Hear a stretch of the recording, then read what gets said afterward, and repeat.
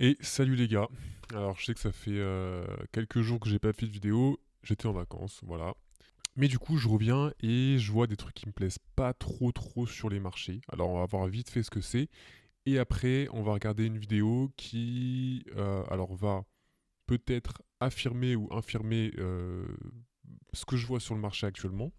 Mais du coup moi ça fait... Bah, en vrai ma thèse elle a pas vraiment changé depuis les dernières vidéos. C'est-à-dire que moi je reste toujours un petit peu bearish sur le marché quand même. Alors là, on a bien étendu et on s'est quand même heurté à cette moyenne mobile 200 qui, je trouve,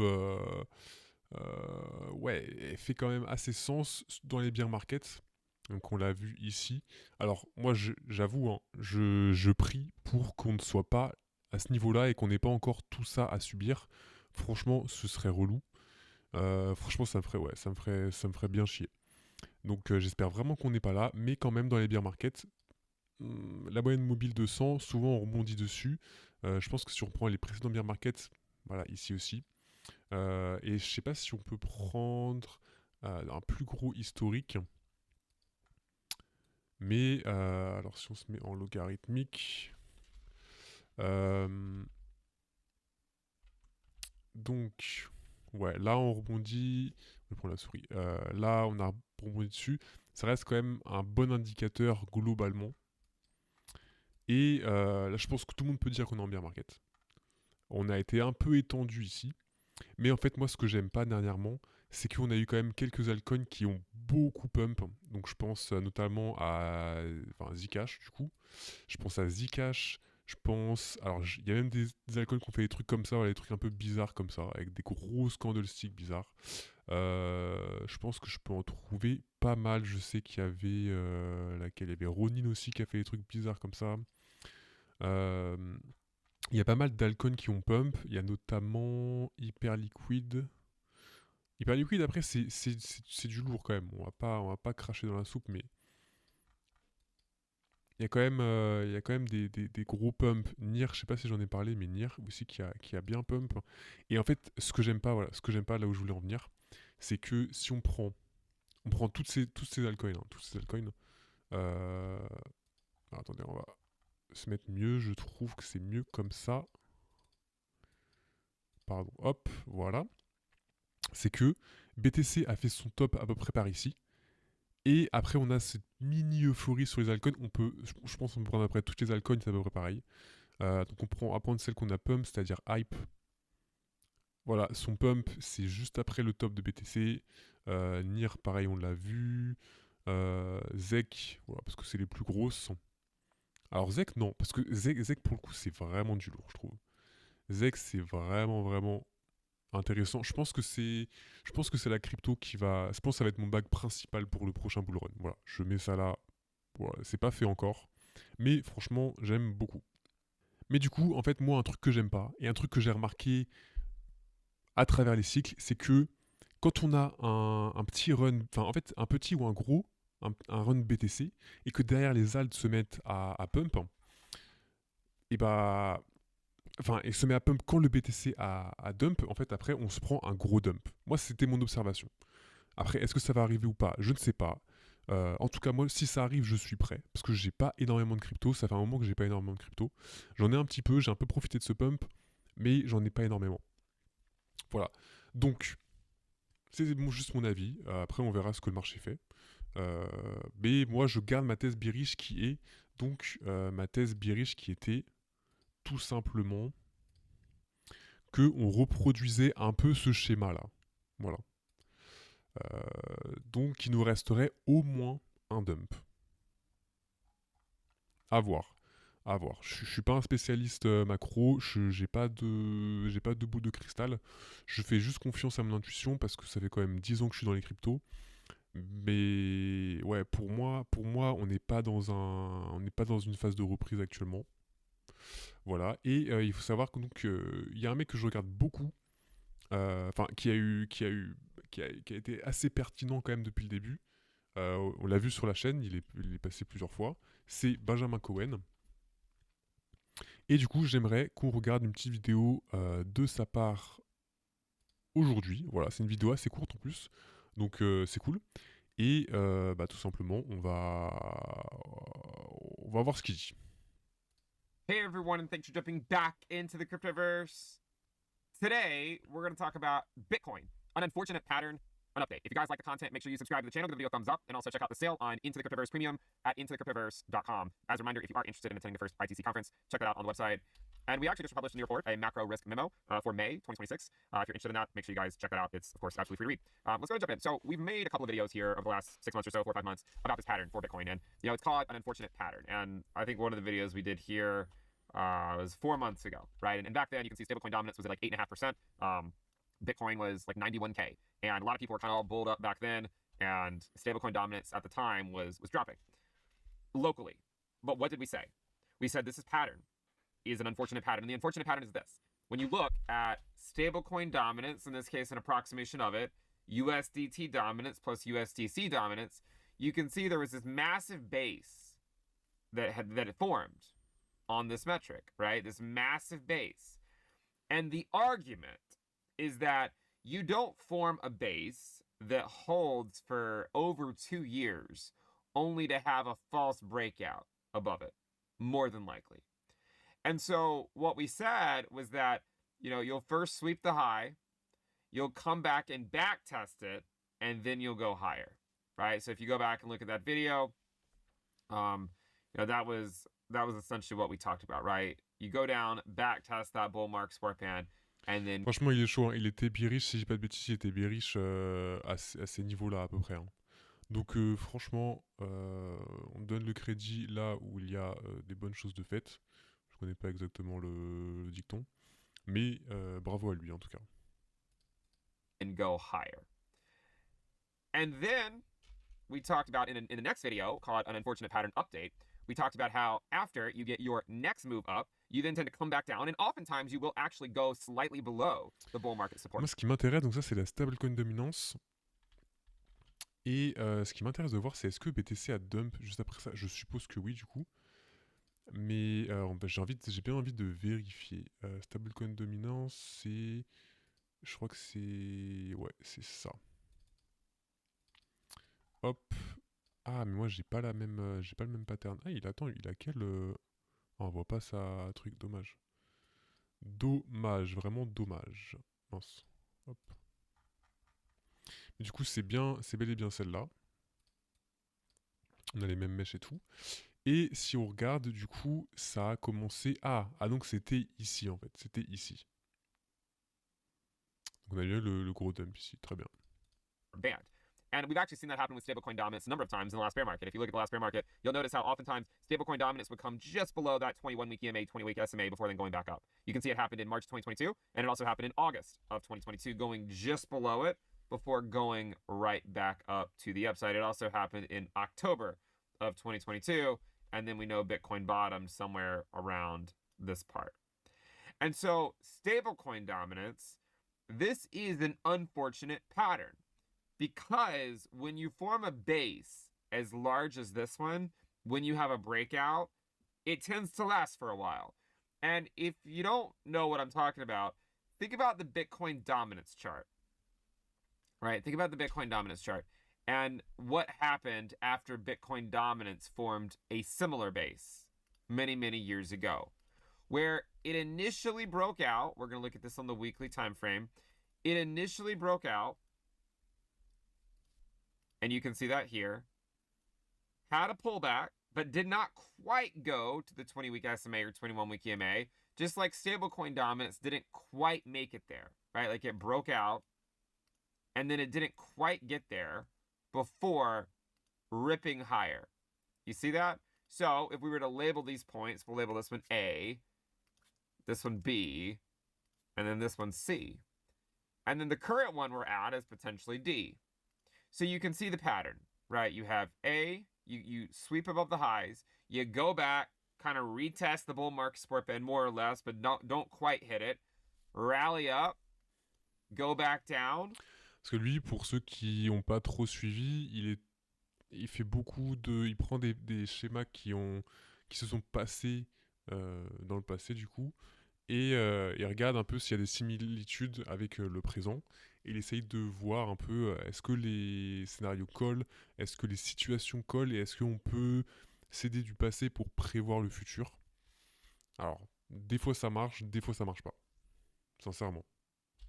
And then what? What did Bitcoin dominance do? Mais avec les cryptos, ça marche quand même plutôt bien parce que c'est des actifs qui sont relativement cycliques, je trouve. Moi, c'est mon interprétation du truc en tout cas. You'll see it played out in the same way. Look at this. Dominance had that drop, rallied up, came back down to the 21-week EMA, and then had another move higher. And the trend lasted far longer than most people thought it was going to, right? I remember back then, like, no one believed it, right? Everyone was calling for alt season and for all that stuff. And it never happened, right? Like, it just never happened. And it was easy to, sort of dunk on the people that were fading alt season anytime any altcoin had some type of counter trend rally. But the reality is that Bitcoin dominance never really stopped going up. And I know it's kind of down right now, but if you exclude stablecoins, Bitcoin dominance is continuing to go up, right? It's just continuing to go up, and it's not even that far removed from the highs back in June of 2025. The reason dominance excluding stables is going up is because the dominance including stables is only being suppressed by stablecoin dominance going up so much, which is why when Bitcoin gets to the next bull market, Bitcoin dominance will likely go even higher as stablecoins reserve, as people sort of leave stablecoins and flock back into Bitcoin first, because as we know, Bitcoin leads the bull market, not altcoins. So, thinking about the Bitcoin dominance. Voilà, c'est exactement pourquoi je pense que là, on a potentiellement une vague de baisse qui arrive, parce que comme il l'a dit, le BTC, c'est le BTC qui mène le marché, c'est pas les altcoins. Et quand on a une décorrélation entre les altcoins et le BTC, souvent, pour moi en tout cas, il le confirme aussi, ça sonne une fin de tendance. Trend, and applying that to, say, stablecoin dominance, you have your A, B, C, and D. Okay, looking back at Bitcoin dominance, just to label them for completeness, you can see what I'm talking about, right? You have your A, B, C, and D. And let me just remove some of these moving averages on here just so it's a little cleaner and clean this up, annotations up a little bit. So what do you notice? You can see. Donc, par contre, j'ai pas du tout pris de notes. Écoutez, c'est pas grave. C'est pas grave. Here, you have the same sort of pattern playing out, where you first come back up to the highs. And I remember when Bitcoin dominance went back up to 48, 49%, and it came back down, a lot of people dunked, right? Like, oh, here, I'll see. And then when it went to this level and it came back down, a lot of people dunked. But it was just back testing where it broke out from. Now look at stablecoin dominance, right? It essentially just back testing where it broke out from, like from these, at least from these wicks right here, putting in a higher high and a higher low, right? Like stablecoin dominance is structurally bullish. It has not durably broken down right now. And because of where we are in the Bitcoin cycle and how Bitcoin usually gets rejected from its 200-day moving average, it's hard to fade the idea from stablecoin dominance. If you look at Bitcoin, it just got rejected off the 200-day moving average. And what you'll notice is that it also got rejected off the 200-day in 2022 and also in 2018. Ouais, right? That's where Bitcoin got disait. rejected at in the bear market from the 200-day moving average, which is exactly where dominance just got, or sorry, where Bitcoin USD just got rejected from. And it happened to correspond to stablecoin dominance sweeping below the 21-week EMA, exactly how it bottomed out in the prior bear market. So I know there's a lot of bulls all bulled up and calling for, for new highs and whatnot. But to me, this still looks very much like a bear market. It's obviously easy to dunk on bears in bear markets because Bitcoin generally trends up and then it just breaks down quickly. And you could argue that what if that's happening now? What if we're at the beginning stages of another breakdown and people just don't know it yet? Remember, in the last two cycles, Bitcoin found lows in June of 2018 and June of 2022. And remember, in 2018, it's a very similar pattern as today. You had a low in February and then a higher low in April. Same thing, right? A low in February, a higher low in April, and then you put in a high in May at the 200-day moving average. And then what happened is you formed a low in June, where you actually swept below the low from February. So let's see if this plays out. I don't think the bear market's over. I know a lot of people do. Only time will tell. But those are my thoughts. That's the unfortunate pattern. Hopefully you guys enjoyed the update. If you guys like the content, make sure you subscribe to the... Voilà, bon, intéressant, vous avez quelques avis. Alors, je pense que je publierai une vidéo sur ça. Mais je vous invite à regarder si vous voulez un contre-argument. Donc il y a ce mec-là qui font des... Alors, Bitcoin... Ok. Ah, je crois qu'ils ont changé le titre. Peu importe. Ça peut être un... Alors attendez. On va faire dans l'ordre. Ce mec-là, il a un bull case qui, je pense, est intéressant.